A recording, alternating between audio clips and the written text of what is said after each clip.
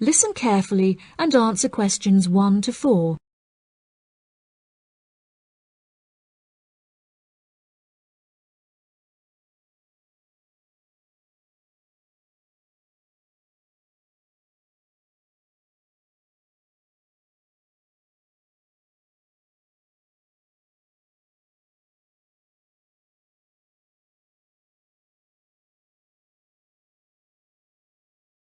Good morning. You're through to the events coordinator at the Birmingham City Council. How may I help you? Hello there. My husband and I are interested in purchasing tickets to the automobile exhibition, and I was wondering whether you could provide me with some more information. Yes, of course, madam.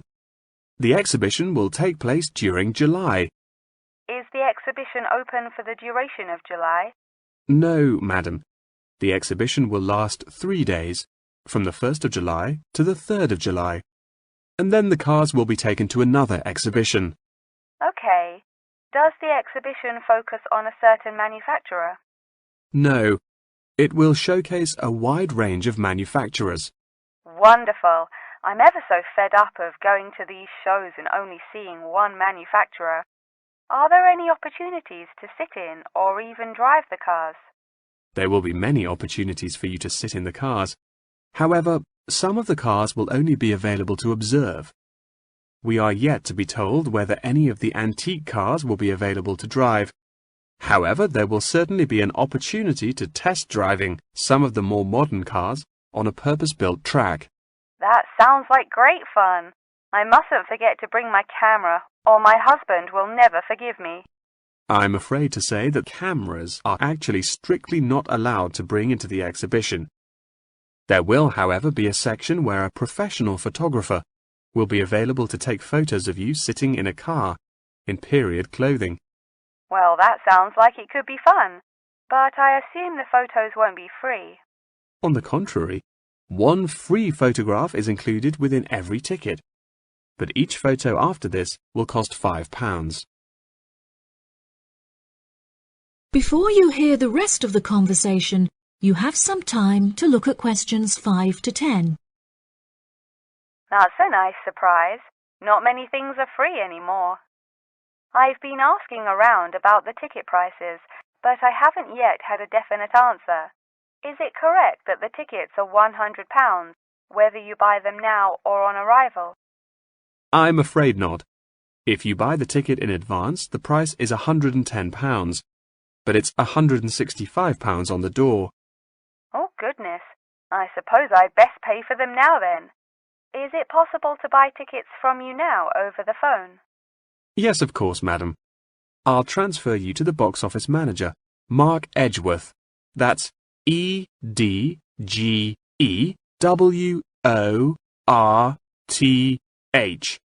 Before you transfer me, I just need to ask a few more questions. Will the exhibition be held in the Birmingham Exhibition Centre? I think that's where I went last time. No, madam. The Birmingham Exhibition Centre is currently undergoing some renovations, so this year all exhibitions will be held in the Summer Palace. Summer Palace? I'm not entirely sure where that is. Well, it's not too far from City Centre. Once you're in the centre, you should be able to find signs for the palace. Is there anywhere I can find this information on the internet? Our website will give you an address. Perhaps you could visit www.directions.com for more detailed information. Okay. And is this the best way to contact you, by phone? I think the most convenient way to contact us is inquiring online, which is much simpler than having to dial.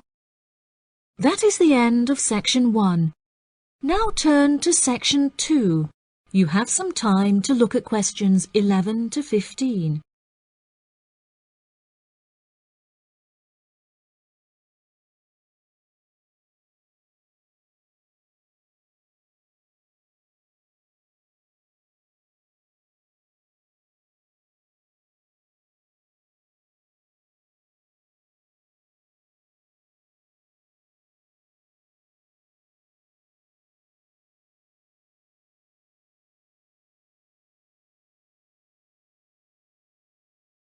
Hello, and welcome to the homepage for the Healthy Hearing Medical Clinic and Surgery. Our facilities and staff here are renowned across Europe, attracting thousands of patients a year. Our consultations can number anything up to 11,000 patients a year. However, we aim to treat around 5,000 patients a year so as to maintain and ensure the quality of our services. Appointments with our healthcare professionals can be made at any time during the week, with female doctors available between 8 a.m. and 11 a.m. If you need to see a doctor outside of these times, please visit the Out of Hours page of our website for more information. Our doctors are all trained to an exceptionally high standard and practice a vast array of specialities. Mr. Roberts is a fully qualified ear and throat specialist. Mr. Edwards is a pediatric hearing specialist, while Mr. Green specializes in reversing hearing loss. During a consultation, doctors will sometimes decide medication is required, for which patients should receive a prescription. There are several pharmacies within the city.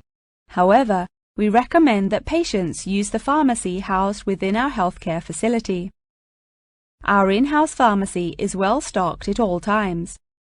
Since the Healthy Hearing Medical Clinic and Surgery also functions as a teaching hospital, we aim to provide our students with every opportunity to expose themselves to medicine in practice. Therefore, we would like to encourage our patients to give their consent for a medical student to attend their consultations.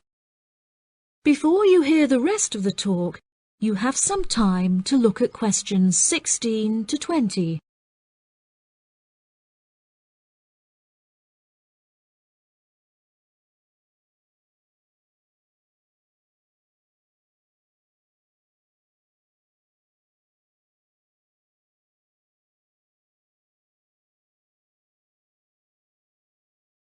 Now, please look at the map I've given you of the Healthy Hearing Medical Clinic and Surgery.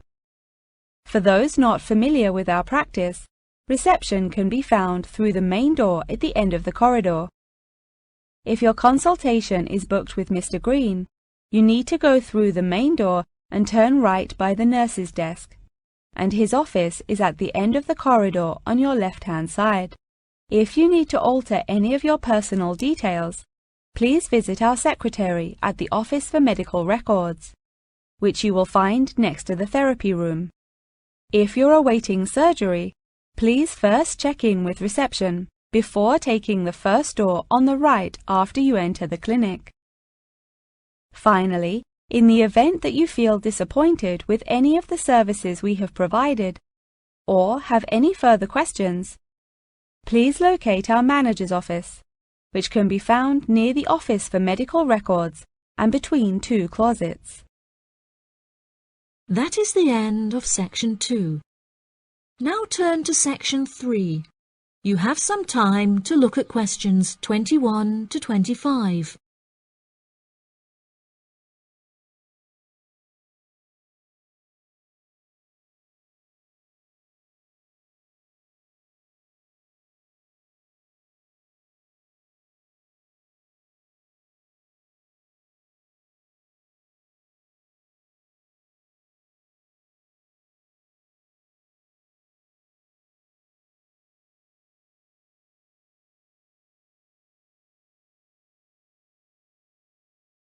Jane, what did you think of Professor Morgan's lecture? I don't know about you, but I find it incredibly difficult to believe that light influences the environment as much as he says. It's called The Influence of Light on the Environment. In the meantime, you should read up on Ken Simpson's work. He argues that in order to protect natural habitats, governments should endeavour to turn off lights in cities at night. Well, that's controversial. I doubt any government would be willing to do that any time soon. I imagine roads would become quite dangerous without street lighting. For this issue, Dave Kepler suggests they could just replace the existing lights with more environmentally friendly bulbs. They could even install solar-powered lights, That way, roads will be more eco-friendly while maintaining safety. Although I guess they wouldn't be particularly effective in colder countries, especially during the winter. That's quite a good idea, actually. The price of solar power is supposed to be on par with electricity within the next few decades, and it was on the news this morning. I've also heard that, according to Sharon Gray, in countries with more sunlight, insect-eating animals tend to be smaller in size. Since there are fewer insects, and the remaining insects produced a smaller number of eggs. Yeah, I think I read somewhere that sunlight also has a negative effect on the quality of water, but I'm not sure I believe it. In many hot countries, particularly developing countries, there is a lot of water pollution caused by factories rather than sunlight. Nevertheless, Maria Jackson says that in direct sunlight, the surface of the water becomes more translucent. Therefore, it affects the amount of sunlight that aquatic insects can absorb. Not much research has been undertaken to prove Jackson's theory, but it seems to have been widely accepted anyway. I've never heard of that. I'll have to look it up on Google. The only other theory I've studied is Barbara Swallow's study on how declined insect population adversely affects the frog population. Before you hear the rest of the conversation, you have some time to look at questions 26 to 30.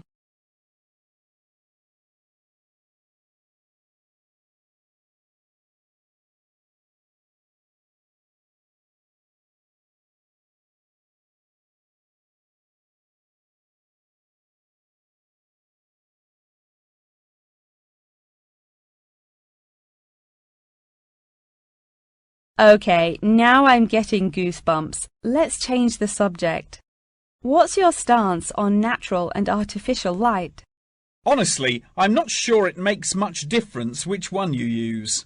Species will die out either way. I think the real argument we should consider is global warming and protection or replacement of finite fuels. Solar power provides us with an incredible opportunity to replace electricity, and governments should definitely increase spending on research in this field. The theories discussed in our lectures, like Simpson's and Gray's, are so vague and lack proof, so I don't understand why we even study them. I see what you mean. I don't like learning unsupported theories for exams, and I'd rather spend my time learning something else. For example, I'd be much more interested in studying the animals in safari parks than researching migratory birds, particularly the effect of tourists on the quality of life of animals. As we know, every year thousands of visitors will drive in their own vehicles or ride in vehicles provided by the facility to observe freely roaming animals. Yeah, that would be really interesting. Especially those animals living in more tropical countries like Borneo. Following on from that, I want to study how bringing animals over from foreign countries to put in our zoos affects their life expectancy. For example, do you remember when China sent pandas to Edinburgh Zoo? Apparently, one of the pandas became depressed, but it was never explained why. To me, obviously, you can't take an animal out of its natural habitat and put it in a cage on the other side of the world. That is the end of section 3. Now turn to section 4. You have some time to look at questions 31 to 40.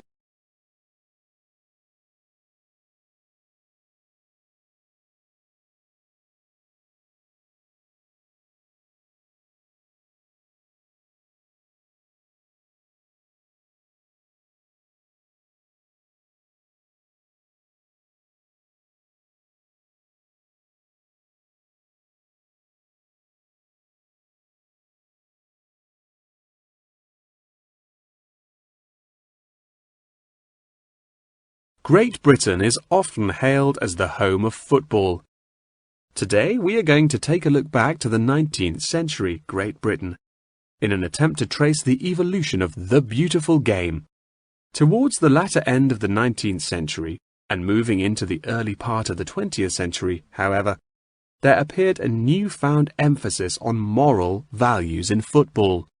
Perhaps a more modern example of this can be seen in John Terry's suspension as England captain, following reports of his infidelity to his wife. Furthermore, as mob football died away, there grew a greater concern for players' health and general well-being, with many clubs affording their top players access to frequent medical checkups and treatment. Despite the presence of Great Britain's unique state-funded National Health Service, football clubs are still seen today providing team members with state-of-the-art healthcare facilities, with the top clubs even housing their own specialist doctors and physicians. Today, football is a key feature of school children's day-to-day education, particularly for boys. This mainly comes as a result of pressure put on schools and the government by concerned parents. As I previously mentioned, it was only during the 19th century that football in its uniform concept truly began to emerge, with footballers previously playing according to their own versions of the rules. However, it was not until the early 20th century that different players actually began to play according to these standardized rules. Prior to the 19th century, football was played by all the major English public schools. In 1848, there was a meeting at Cambridge University in an attempt to lay down the laws of football. Present at the meeting were representatives of each of these major public schools, whom each brought a copy of the rules enforced by their own individual school's rules of football. The result of the meeting was what is now known as the Cambridge Rules, thereby uniting the rules from across the country into one simple document.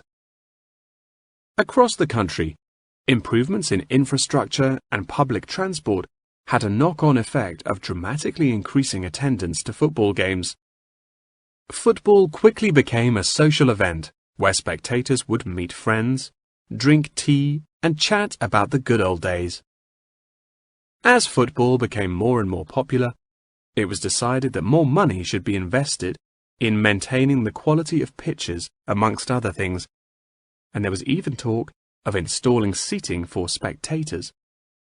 However, the question of who was to foot the bill quickly became a divisive issue, with many believing that the government should fund football's development as a national sport. But in the end, the onus fell upon Britain's local and regional football clubs for the funding and development of the Football Association. They became responsible for the upkeep of football grounds, began to pay their best players a small salary, and organised competitions against other local and regional teams. And there began England's Football Association, or the FA, as we know it in its current form, the governing body of football in England. As the FA continued to grow and accumulate greater wealth, it was able to attract more and more talented young men from across the country, before finally accepting professional talent in the early 20th century. Today, football is played at a professional level all over the world. Millions of people regularly go to football stadiums to follow their favourite teams, while billions more watch the game on television or on the internet. That is the end of section 4. You now have half a minute to check your answers. That is the end of the listening test.